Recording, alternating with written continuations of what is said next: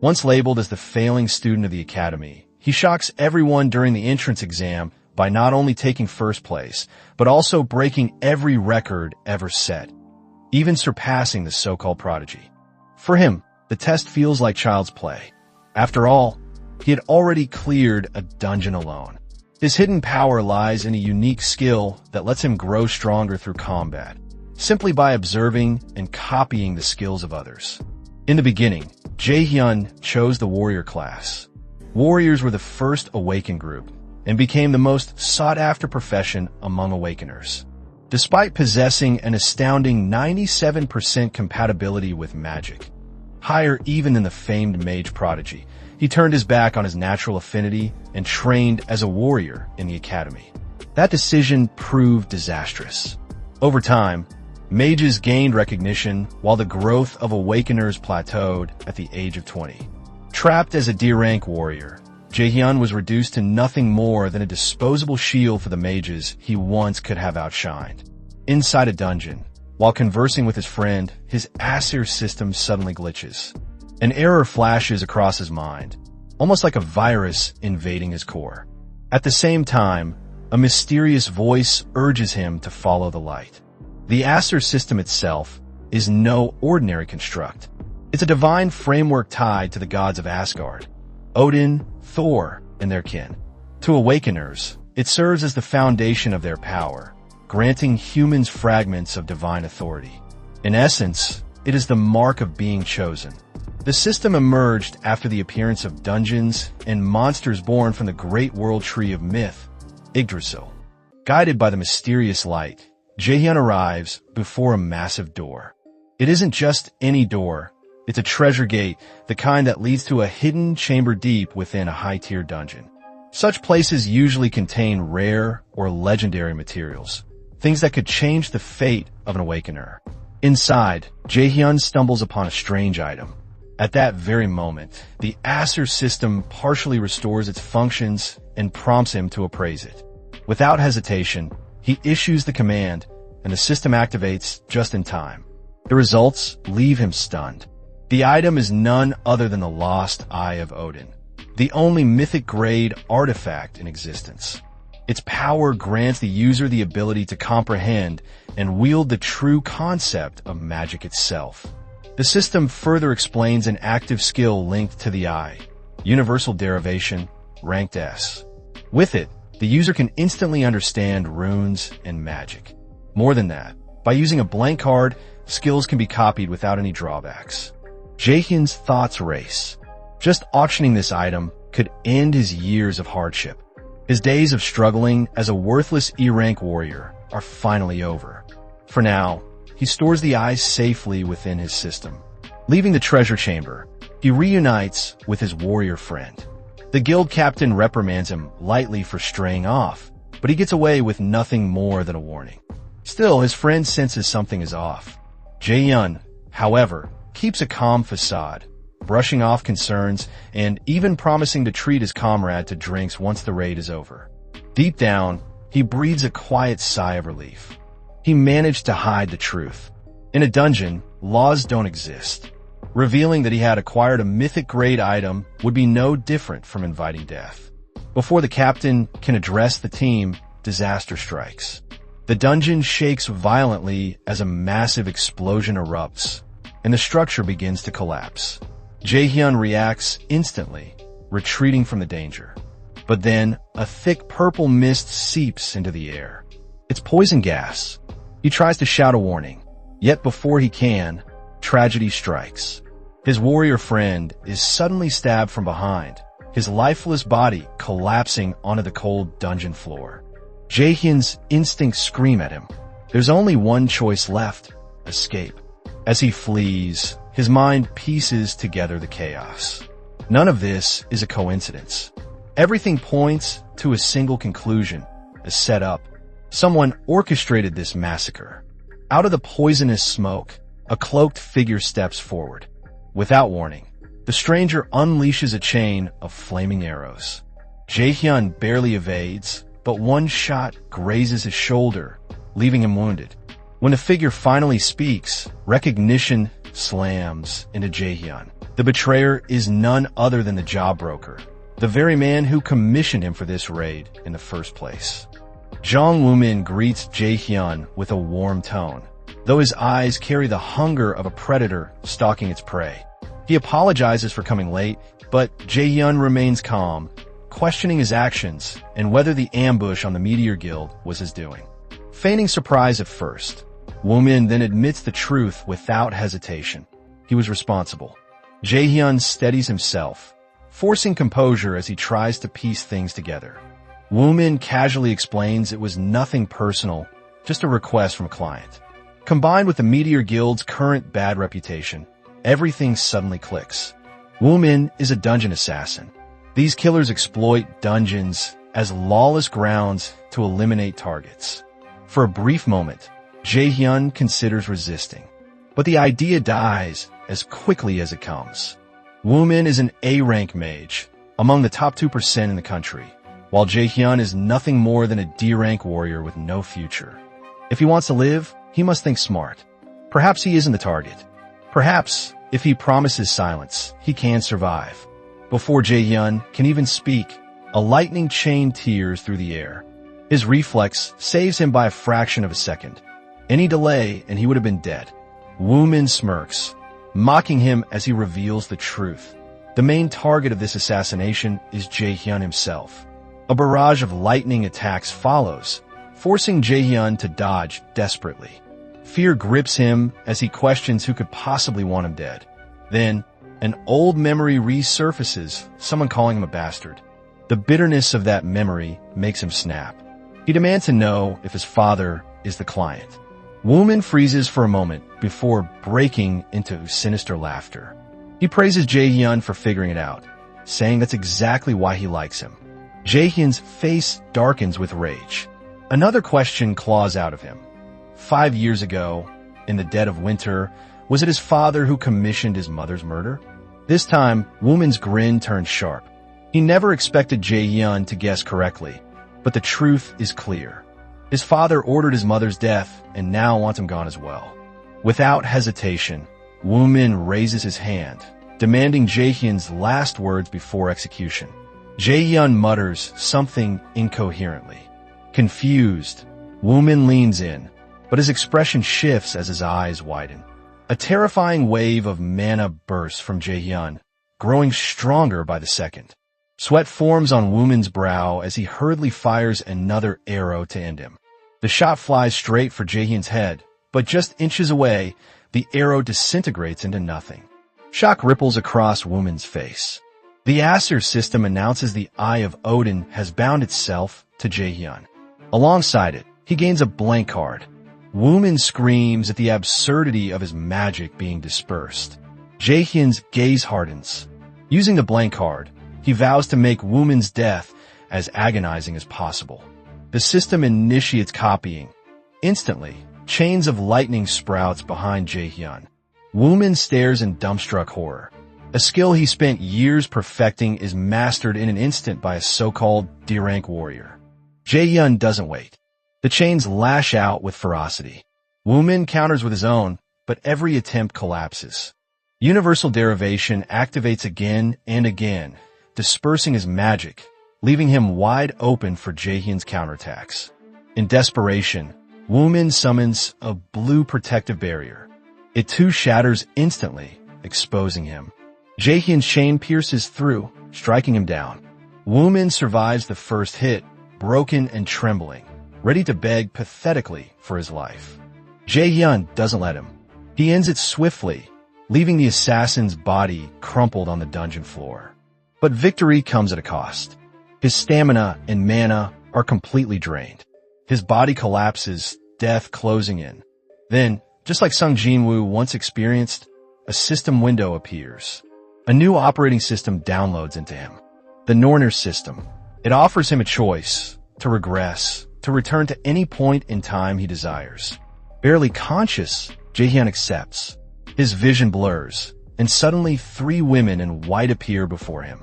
They speak in a language unknown to him, until the blonde one extends her hand. The Nornir system translates. Jae-hyun has been declared the enemy of Odin and the Asgardians.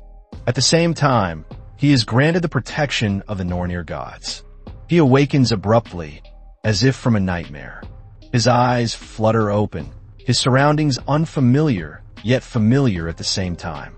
He looks at his palm, and the Nornir system flickers before him, confirming the truth. He has returned to the past. Memories of everything that happened crash down like a tidal wave. This is no dream. Just then, his mother walks through the door, returning from work. Overwhelmed, Jaehyun bolts to her, pulling her into a desperate embrace. She freezes in shock, stunned by his sudden affection. For Jaehyun, time itself seems to stop. If this is a dream, then let it never end. Jaehyun begins exploring the system.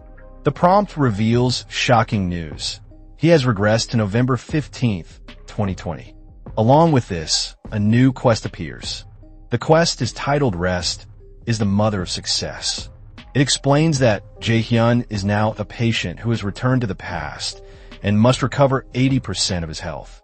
The reward for completing this mission is a mysterious blank card.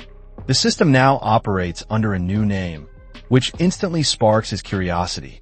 Regardless, Jaehyun knows this is a huge opportunity. Glancing at the date for Academy applications, he wastes no time making adjustments. This time, he refuses to repeat his mistakes. His goal is clear. He will rise as the greatest S-rank mage. Later, while eating with his mother, she notices the unusual expression on his face and asks what's troubling him. Jaehyun stays quiet first, brushing it off as a nightmare. But the memory of his mother's cold body flashes in his mind, and he realizes there is something important he must tell her. His mother, watching him, believes he is simply anxious about joining Miles Academy to become a raider. Like any mother, she worries for her child's safety. That's when Jaehyun finally drops the truth. He intends to change classes to mage. She looks stunned. Ever since childhood, Jaehyun was stubborn about becoming a warrior. The sudden shift feels out of character. But Jaehyun assures her that this is something he has thought about for a long time. His mother sighs with relief, telling him to follow his heart. She gives him her full support. Hearing those words nearly breaks him into tears.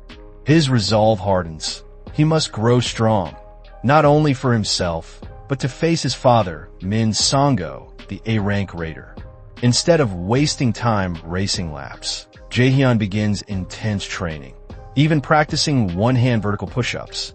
Soon after, the Nornir system rewards him with a blank card. Muscles shredded, determination burning, he still wonders about the true nature of this system. But questions can wait. Right now, his priority is using his future knowledge to gain an overwhelming advantage. Reflecting on his shortcomings, he realizes his mage skills are lacking, which makes sense since he lived as a warrior until now. As he contemplates how to acquire new skills, the Nornir system suddenly activates. A status window opens, showing his personal stats with 21 points available for distribution. His new passive skills include One Watch by the Gods and Absolute God Eye. 4 active skills. He holds Lightning Chain and Universal Derivation. From the reset, Jaehyun notes that his stats have returned to the present timeline, but his warrior passive skills remain. The system explains that this is because of One Watched by the Gods, a skill that preserved all his passive abilities. Its description reveals that it's an S-rank blessing from the gods designed to speed his growth. Not only did this skill let him retain everything from his warrior days, but it also grants an extra bonus. Every time he levels up, all his stats increase by 1. A cheat-like advantage. Still, the mention of attention from the gods makes him uneasy, especially with Odin's name lurking behind it. Next, he checks Absolute God Eye, another S-rank skill that pierces through false illusions. For actives, Lightning Chain carries the potential to paralyze enemies. Though uncertain about some passives, Jaehyun knows Lightning Chain will be a powerful weapon. His attention shifts back to stat distribution. For a mage, mana is most critical, while the rest are physical attributes. Even so, he invests a fair amount into endurance. It doesn't raise attack or strength, but it prevents exhaustion during long tasks, a crucial stat for leveling efficiently. With the basics done, His next focus is magic spells. He already has a solid offensive skill, but his limited mana pushes him towards something different, a healing skill. In this era, mages are looked down on as useless, but healers are a rare exception, treated with respect and nobility. Still, acquiring a healing skill is far from easy. It won't come as conveniently as it did for Jong Woo-min, and Jae-hyun must also remember to use his blank card wisely. There's no guarantee the system will hand him another. Suddenly, his phone buzzes with a notification, pulling him from his thoughts. When he checks it, his eyes widen. The message is from Kim Yoo-young, his childhood friend. The same Yoo-young who was accepted into Miles Academy with him in his past life. The same girl who died in a tragic training accident. Regret weighs on him, remembering how powerless he was to stop it back then. But this time, things will be different. As he reads her message, another crucial memory resurfaces. The name Saintess Yu Sung-eun flashes in his mind. She is the only healer in Korea, and her ultimate skill, sacrifice, is infamous. Without wasting another moment, Jae-hyun rushes out. Unlike his previous life, he refuses to miss this chance. Meanwhile, in another part of the city, the Saintess herself sits in a car with her assistant. Her packed schedule leaves her little rest. Sung-jae, her aide, grows worried, pointing out her pale complexion. The cause, he knows, lies in her very skill, sacrifice, a power that heals others at the cost of her own lifespan. If only another awakener with equal strength existed, she might find relief. But such a person does not yet exist. Still, Yu Sung-eun answers gently, insisting she is fine. Sung-jae remains troubled. At this rate, the Saintess of Korea may one day collapse.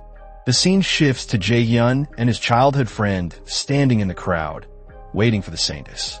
Unlike Kim Yoo-young, Jae-hyun doesn't seem to share the same excitement. Instead, he teases her for clutching his hand so tightly, joking that she must be afraid of getting lost. Yoo-young quickly fires back, telling him to stop making assumptions. Their playful banter ends when the Saintess, Yu Sung-eun, finally steps onto the stage. Jae-hyun watches her closely, his expression calm, yet calculating. He already knows her fate. Within 2 months, she will meet her end during a dungeon expedition. The Saintess begins her speech with a history lesson on mythical tree monsters and dungeons.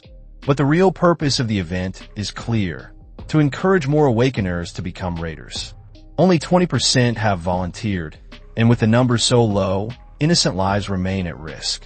Despite the dangers, she stresses the importance of stepping forward. Her words aim to inspire, though Jae-hyun can tell that many in the crowd probably imagine themselves as future overpowered heroes. Jae-hyun, however, stays focused on his own goal. Leaving his clueless childhood friend behind, he spots the Saintess's carriage and her assistant nearby. Approaching with a calm demeanor, he requests to meet the guild master. The assistant instantly dismisses him as just another fanboy and warns him coldly not to make the Saintess uncomfortable. That's when Jae-hyun casually drops a bombshell.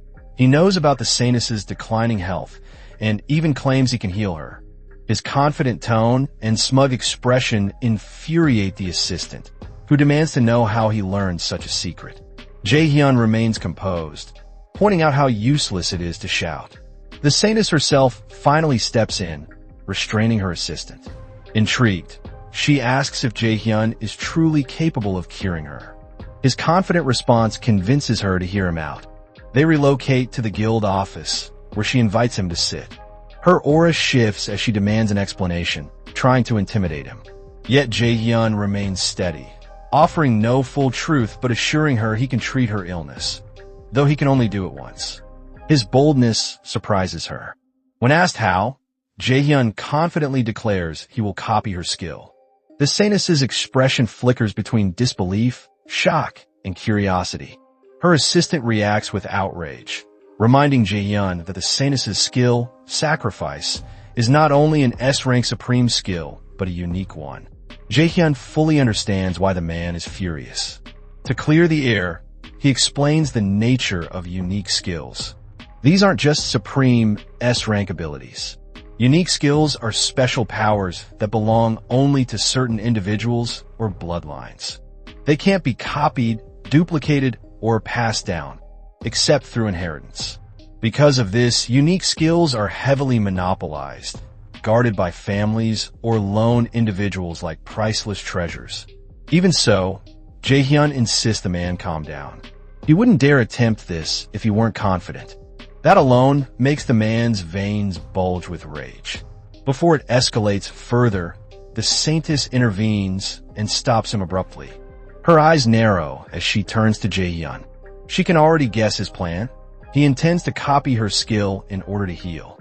The thought makes him a bit anxious, though he quickly reminds himself to stay positive. There's a reason her healing ability is called sacrifice. Unlike ordinary healing, it demands that the user offer a portion of their own life force to the gods in exchange for recovery. While its power is absolute, able to cure any wound or illness as long as the target isn't already dead, it carries a fatal flaw. The caster cannot use the skill on themselves. That single weakness lingers in Jaehyun's mind as he prepares. After much contemplation, the saintess finally activates her healing skill. The moment he's been waiting for has arrived. Without hesitation, Jaehyun pulls out the blank card from an order system. The system immediately detects the presence of a new skill and requests permission to register it. Once confirmed, Odin's lost eye glows with a radiant golden aura. The skill's sacrifice has been successfully copied. Jaehyun then steps forward, aiming to build trust and erase all doubts. With the system's support, he activates Sacrifice himself.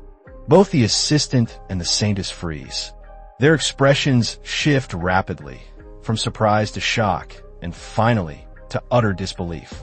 With that overwhelming display, Jaehyun now holds the power to steer the conversation in his favor. The Norner system successfully registers the healing skill Sacrifice at S rank. Not only can it release a wave that heals allies, but when used on undead, it triggers divine punishment. In short, it's an AoE skill that works both as offense and support. Thankfully, the system excludes the usual penalty that comes with using this skill. That alone brings relief to Jaehyun. The saintess, Yu Sung-eun, appears eager to hear his demands. Yet, she makes it clear that the fact he might cure her illness isn't enough to start negotiations. To her, Jaehyun looks like a high school graduate at best, and it's hard to believe a kid like him dares to negotiate with her, the top healer and guild master of Manhwa. But rather than dismiss him, she finds it intriguing. Jaehyun calmly states his request. He wants her to become his sponsor. He explains that he has a big dream, and for that, money and connections are essential. He even seeks the support of her entire guild. Yu Sung-eun listens carefully, then admits it isn't a bad idea to invest in him, given his talent. Still, she places a condition on the table. Jaehyun expected as much. She already knows he is the only one who might cure her illness, yet she remains composed, a reminder of her authority as guild master. When he asks for clarity, she explains. Curing her is a personal matter, unrelated to her guild. What Jaehyun wants isn't just her support, but the backing of Manhwa's entire resources. That's not an equivalent exchange. Jaehyun nods, understanding her point, but insists he will only decide after hearing her conditions. To his surprise, she asks if there's a guild he wishes to join. The question catches him completely off guard. Silence fills the room as he wonders if she's trying to scout him. When he asks if she's serious, Yu Sung-eun confirms she is. She has her reasons. First, the fact that he discovered her illness is impressive. Only a handful of her closest members knew about it, so his ability to find out suggests excellent information gathering skills. Though the truth is, Jaehyun knows because of his regression, but that's not something he can reveal. Second, he copied her unique skill. She has never seen anyone with such an ability. To her, that makes him a rare talent among talents. Third, despite sitting in front of Korea's #1 guild master, he shows no fear or nervousness. His calmness is not only unusual, but appealing. That alone is reason enough for her to recruit him. Jaehyun recalls from his past life, that Yanawa eventually falls, all because the saintess becomes too ill. But now, with him curing her, the future can change. Joining might not be a bad idea.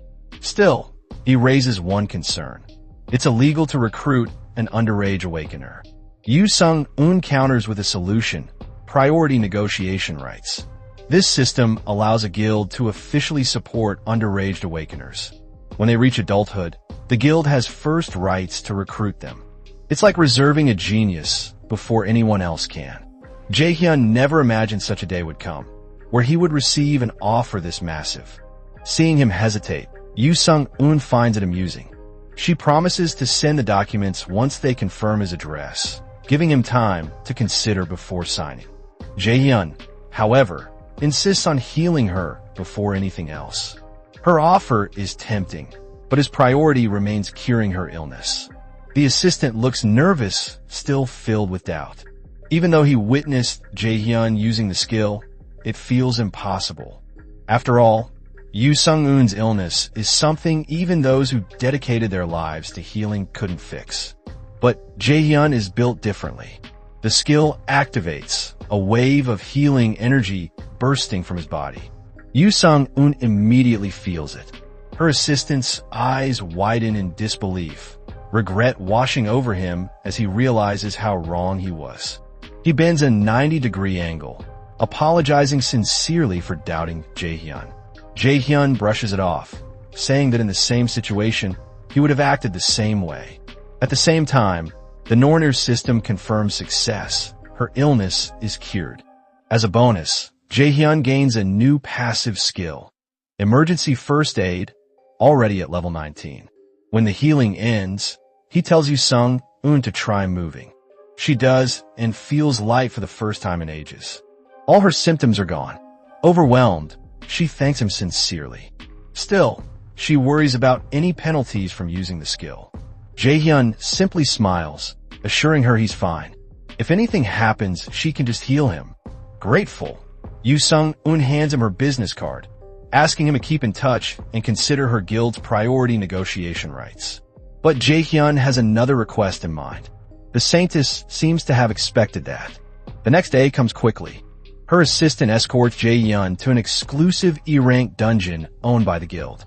After all, Milla's academy is a battlefield of monstrous geniuses. To survive there, Jaehyun desperately needs to level up. Before entering the dungeon, Jaehyun receives the necessary gear and supplies. For equipment, the assistant suggests a mage staff, believing it will be enough.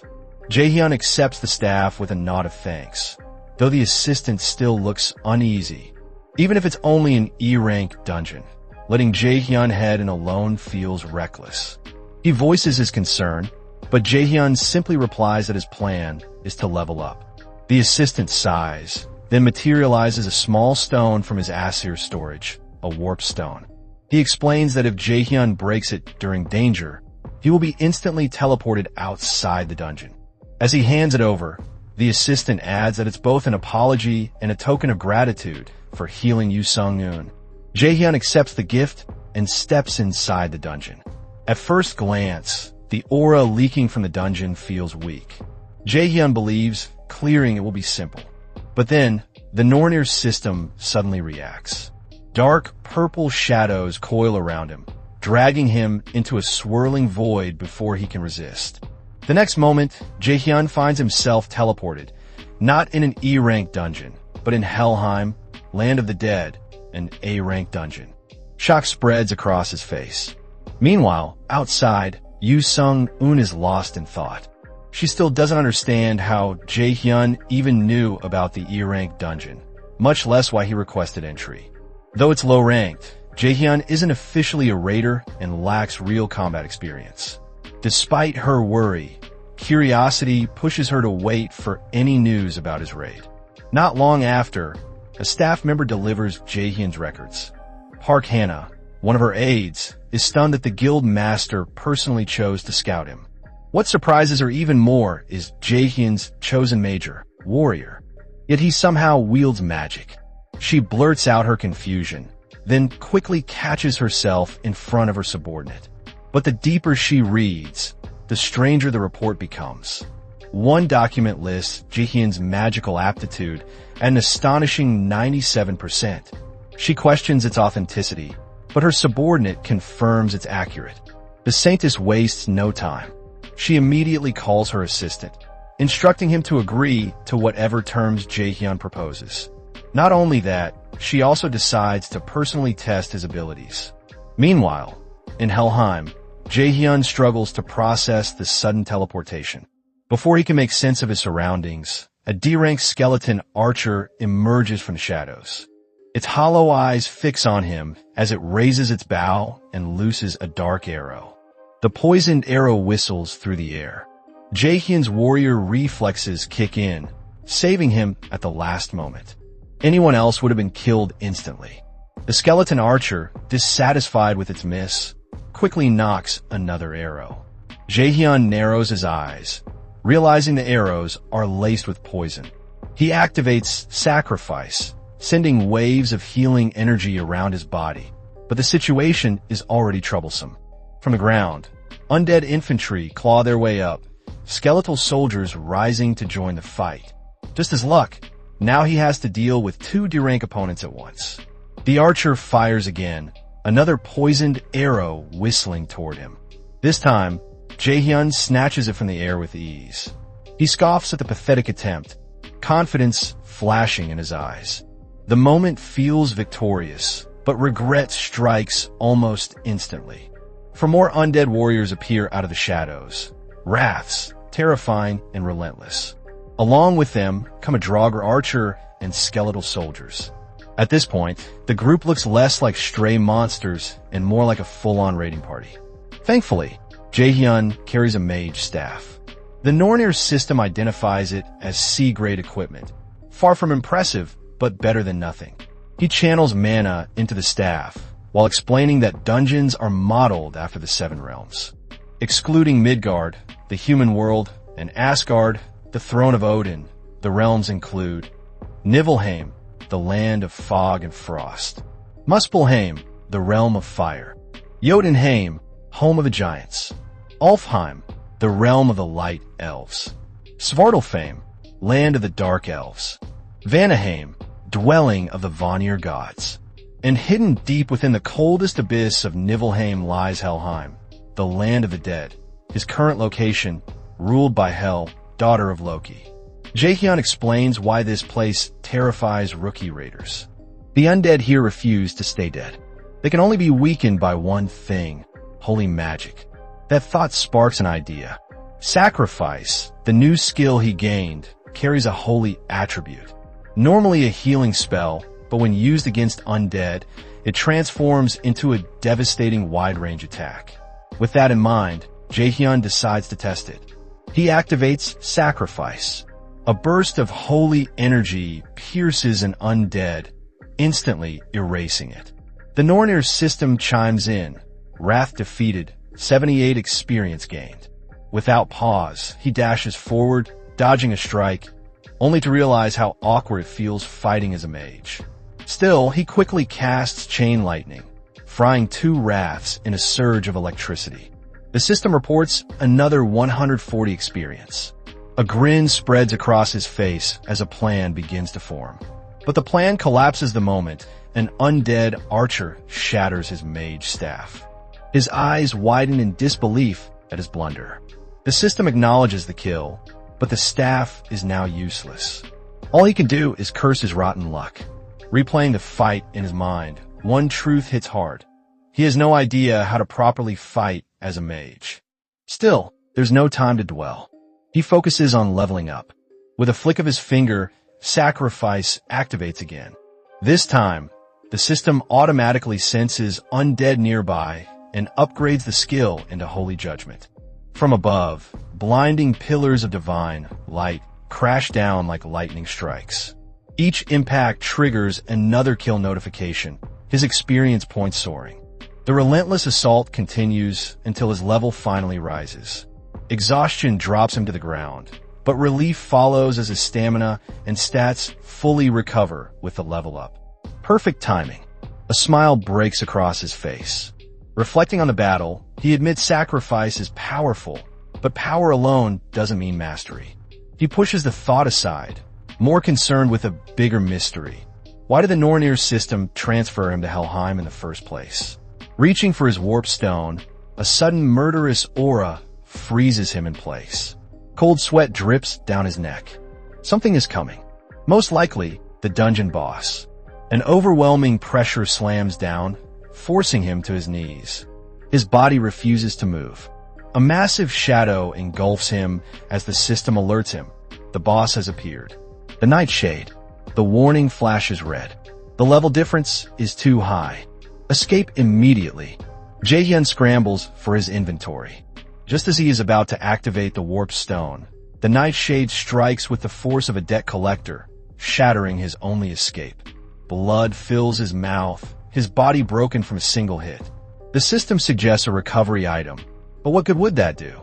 Facing the boss head-on is impossible. As the monster prepares its finishing blow, Jaehyun closes his eyes, silently accepting his fate. But nothing comes. Seconds turn into a minute. When he opens his eyes, the Nightshade is frozen mid-strike. Soft footsteps echo in the silence. A woman approaches, her presence commanding yet elegant. She speaks calmly, calling Jaehyun her guest, and revealing that she was the one who brought him here.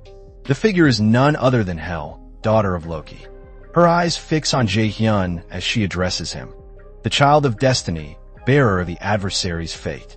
Jaehyun's face carries a storm of questions. He wonders if she is the one who stopped the Nightshade. Yet, she doesn't answer.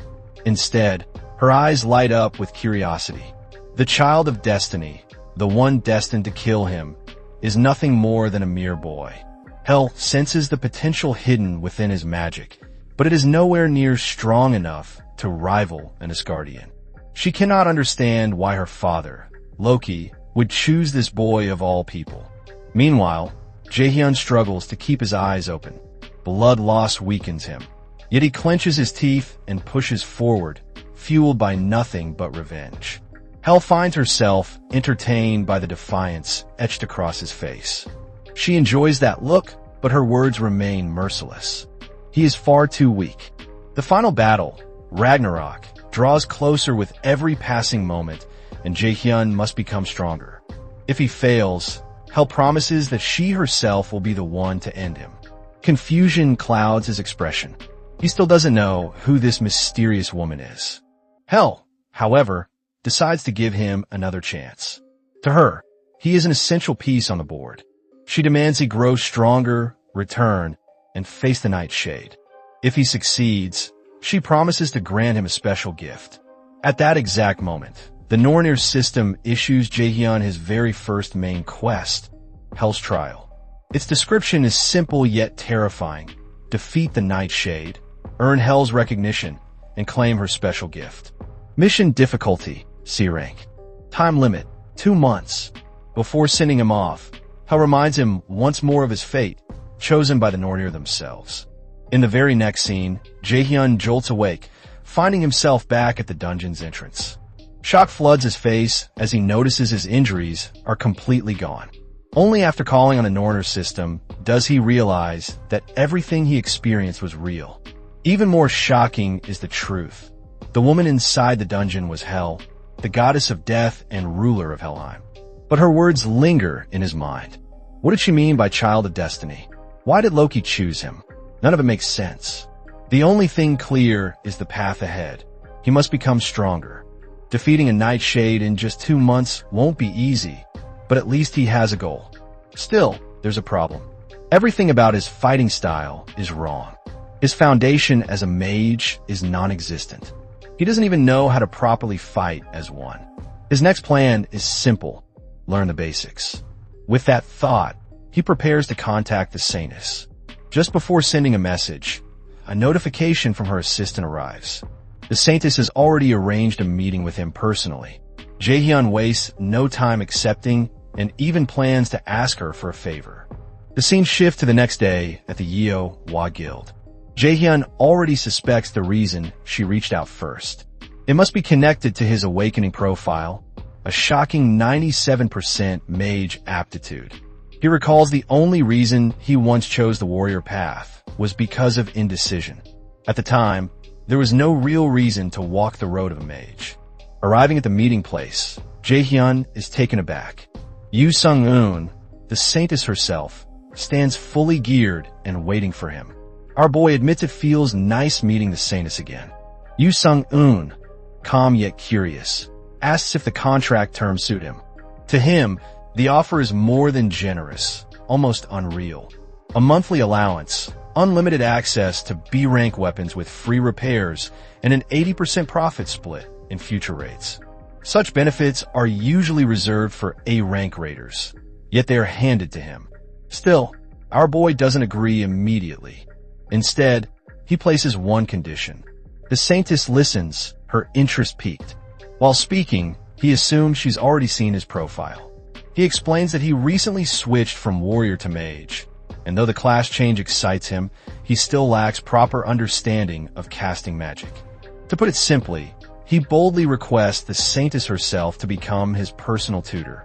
For a moment, her expression freezes. Even her assistant stiffens, realizing the weight of such a request. After all, Yu Sung-eun isn't just any raider. She's the guild master of Manhwa and one of the few S-rank hunters in the world. To demand personal guidance from her is something only the most fearless or foolish would dare. Yet our boy states firmly that this is his only condition. Finally, the saintess smiles. She finds his request intriguing, perhaps even amusing. She accepts, though before finalizing, she insists on testing his talent. Her words carry no surprise to him. He expected this much. Still, something in her gaze feels unsettling. Even her assistant notices and mentally prepares for whatever comes next. When asked how the test will be conducted, the saintess snaps her delicate fingers. A massive blue cube materializes behind her. The air hums with raw energy. This is a mana cube. His task is simple yet daunting. Overcome it. The sight leaves him speechless. On the other hand, the saintess stands firm. In her eyes, this much is only natural for someone daring to sign a contract with Manhwa's guild. In his past life, he remembers mana cubes as tools used by B-rank mages to measure mana sensitivity. And now, despite his beginner status as a mage, he is being told to conquer one. At first, he questions if this is her way of breaking his spirit. Yu Sung-eun calmly assures him otherwise. Whether he fails or succeeds, she promises to honor his condition. With nothing to lose, he steps forward, though his hesitation lingers. Sensing that he is ready, the saintess instructs her assistant to finish the remaining preparations. The assistant voices his concerns, reminding that even the best mages struggle against the cube, and their candidate is just a boy fresh out of high school. But the saintess dismisses the worry. To her, he doesn't seem ordinary at all. That alone makes him worth testing. She orders preparations. He nods after acknowledging the order. A stable force field forms around the cube. With a confident smile, she wishes him luck. After a moment of deep thought, our boy steps inside. Once again, the assistant voices his concern. He understands why the guild master is so interested in the boy, but still, he's far too young for something like this. Yu Sung-eun remains confident. She declares without hesitation that he will complete the test. When asked why she's so certain, she just smiles and says it's a feeling, more like a woman's intuition. Type F in the chat. It's hilarious, really. She's betting everything on nothing more than a gut feeling. Now the focus shifts to our boy inside the mana cube. It feels almost like being submerged underwater, except the liquid surrounding him is pure mana. Strangely, there's no need to hold his breath. Still, prolonged exposure carries danger. Mana addiction, a disease caused by soaking in mana too long, eats away at the body, damaging the heart and blood vessels.